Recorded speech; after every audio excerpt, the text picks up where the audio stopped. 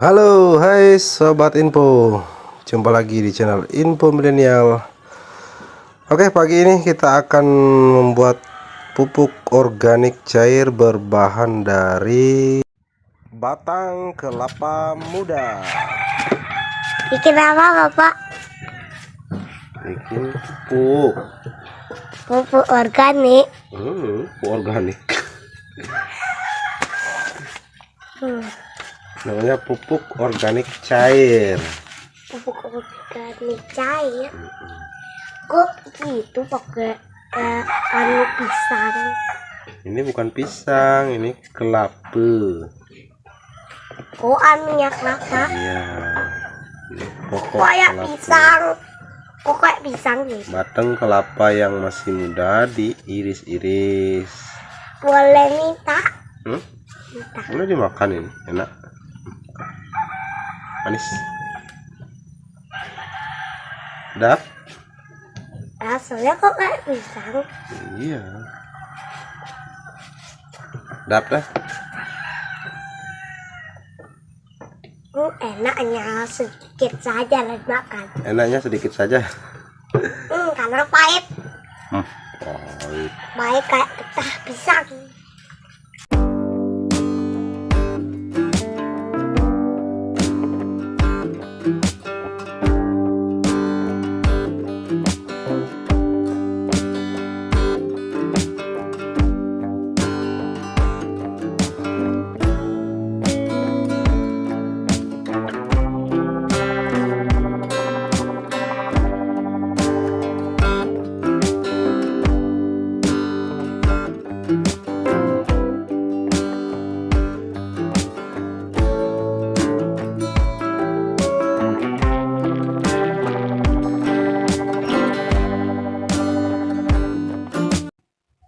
Ya, jadi kawan-kawan Sobat Info dimanapun berada, ini saya membuat pupuk organik cair berbahan dari humbut atau batang kelapa muda ya.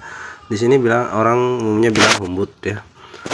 Nah, jadi pertama kita akan iris-iris bahan, iris-iris seperti ini, tipis-tipis. Nah, sebagaimana kita ketahui, batang kelapa atau humbut ini itu banyak mengandung kalium yang sangat dibutuhkan oleh tanaman. Oke, untuk di awal kita setelah melakukan pengirisan, kita remas-remas ya sampai lembut, sampai hancur. Nah, sebenarnya ini bagus jika di blender. Nah, cuma kebetulan saya lagi nggak ada blender ya, kita cukup remah-remah seperti ini sampai agak halus dan lembut ya. Oke, kembali tadi pembahasan bahwa batang kelapa ini mengandung unsur kalium yang sangat tinggi. Nah, sebagaimana itu dibutuhkan oleh tanaman, nah, kita akan manfaatkan unsur hara yang terkandung di dalamnya sebagai pemenuhan asupan nutrisi bagi tanaman kita untuk persiapan masa pembuahan ya, karena dibutuhkan kalium yang sangat tinggi. Nah, ini bahan-bahan tambahan yang kita butuhkan ya. Jadi humbut ini atau batang kelapa ini yang sudah kita haluskan, kita akan lakukan fermentasi selanjutnya dengan campuran. Nah, ini air adalah air dari rendaman umbi talas ya. Kemarin saya menampung air rendaman umbi talas ini yang sudah dicampur dengan potongan kulit pisang ya. Nah, jadi warnanya berubah kemerahan ini setelah sehari. Nah, kemudian hari ini saya tambahkan lagi ini humbut yang kita sudah haluskan tadi ya. Nah, ini proses fermentasi itu akan kita lakukan sekitar 1 bulanan ya minimal.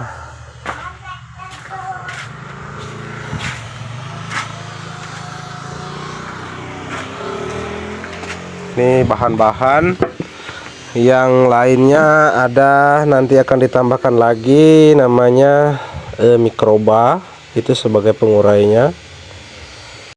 Mikroba yang digunakan yaitu jenis Azopirillum, Azotobacter, Bacillus sp, Pseudomonas. Jadi kita masukkan semua umbut tadi yang di awal. Kemudian kita akan tambahkan gula, ya. Ini gula pasir. Gula pasir maksudnya sebagai makanan awal mikroba. Mikroba yang kita sudah sebutkan tadi, ya, itu harus dimaksimalkan dengan gula. Jadi agar ini kan kondisi bakterinya kondisi dorman atau tidur. Nah, jadi kita harus aktifkan menggunakan larutan gula, tambahkan cairan kemarin, ya, air rendaman talasnya. Nah, kemudian ini bakterinya kita akan tambahkan beberapa tutup, ya. Semakin banyak semakin bagus.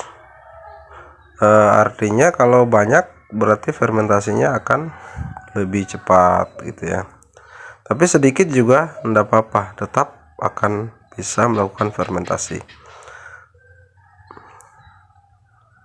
Jadi ini proses pembuatan fermentasi itu dia syaratnya harus ada mikrobanya, kemudian ada starter awal makanannya awal yaitu gula, kemudian ada bahan organik yang akan difermentasikan, yang akan diuraikan oleh mikroba ini, ya. Bahan-bahan organik tersebut, ya, ini pertama adalah air rendaman umbi talas, kemudian yang kedua adalah kulit pisang, yang ketiga adalah bahan organiknya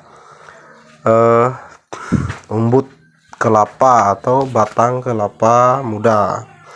Nah, dalam pemilihan bahan organik ini kita perlu memilah-milah. Kenapa?